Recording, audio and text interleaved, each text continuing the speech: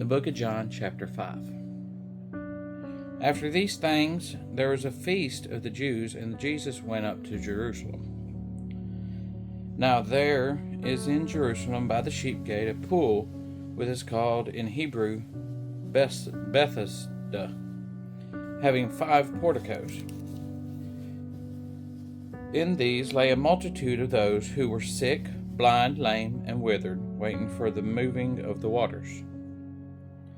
For an angel of the Lord went down at certain seasons into the pool and stirred up the water. Whoever then first, after the stirring up of the water, stepped in, was made well from whatever disease with which he was afflicted. And a certain man was there who had been there 38 years in his sickness. When Jesus saw him lying there and knew that he had already been a long time in that condition, he said to him, "Do you wish to get well?" The sick man answered him, "Sir, I have no man to put me into the pool when the water is stirred up, but while I am coming, others step down before me." Jesus said to him, "Arise, take up your pallet and walk." And immediately the man became well and took up his pallet and began to walk. Now it was the Sabbath on that day. Therefore the Jews were saying to him who was cured, "It is the Sabbath, and it is not permissible for you to carry your pallet." But he answered them, "He who made me well was the one who said to me, 'Take up your pallet and walk.'" They asked him, "Who is the man who said to you, 'Take up your pallet and walk'?" But he who was healed did not know who it was, for Jesus had slipped away while there was a crowd in that place. After Jesus found him in the temple and said to him, "Behold, you have become well. Do not sin any more, so that nothing worse may befall you." The man went away and told the Jews that it was Jesus who made him well. And for this reason the Jews were persecuting Jesus, because he was doing these things on the Sabbath. But he answered them, "My Father is working until now, and I myself am working." For this cause, therefore, the Jews were seeking all the more to kill him, because he not only was breaking the Sabbath, but also was calling God his own Father, making himself equal with God. Jesus therefore answered and was saying to them, "Truly, truly, I say to you, the Son cannot do anything of himself unless it is something he sees the Father doing. For whatever the Father does, these things the Son also does in like manner. For the Father loves the Son and shows him all things that he himself is doing, and greater works than these will he show him, that you may marvel. For just as the Father raises the dead and gives them life, even so the Son also gives life to whom he wishes.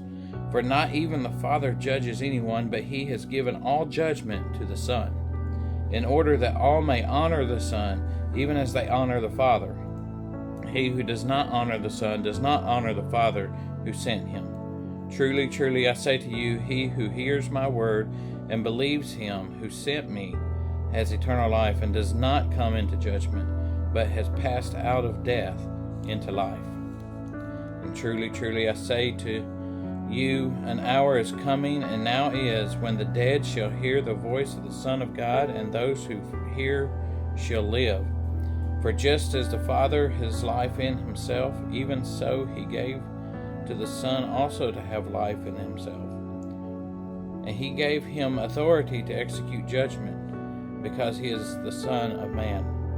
Do not marvel at this, for an hour is coming in which all who are in the tombs shall hear his voice, and shall come forth those who did the good deeds to the resurrection of life, those who committed the evil deeds to the resurrection of judgment. I can do nothing on my own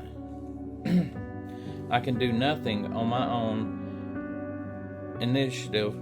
As I hear, I judge, and my judgment is just, because I do not seek my own will, but the will of him who sent me. If I alone bear witness of myself, my testimony is not true. There is another who bears witness of me, and I know that the testimony of which he bears of me is true. You have sent to John, and he has borne witness to the truth.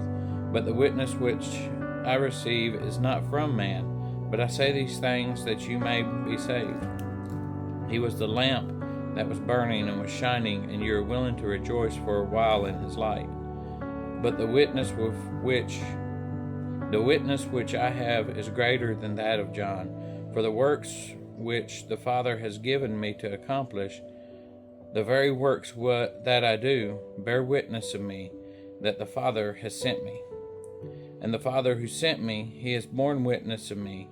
You have neither heard his voice at any time, nor seen his form. And you do not have his word abiding in you, for you do not believe him whom he sent. You search the Scriptures because you think that in them you have eternal life, and it is these that bear witness of me. And you are unwilling to come to me, that you may have life. I do not receive glory from men, but I know you, that you do not have the love of God in yourselves. I have come in my Father's name, and you do not receive me. If another shall come in my own name, you will receive him. How can you believe when you receive glory from one another, and you do not seek the glory that is from the one and only God? Do not think that I will accuse you before the Father. The one who accuses you is Moses, in whom you have set your hope. For if you believed Moses, you would believe me, for he wrote of me. But you do not believe his writings. How will you believe my words?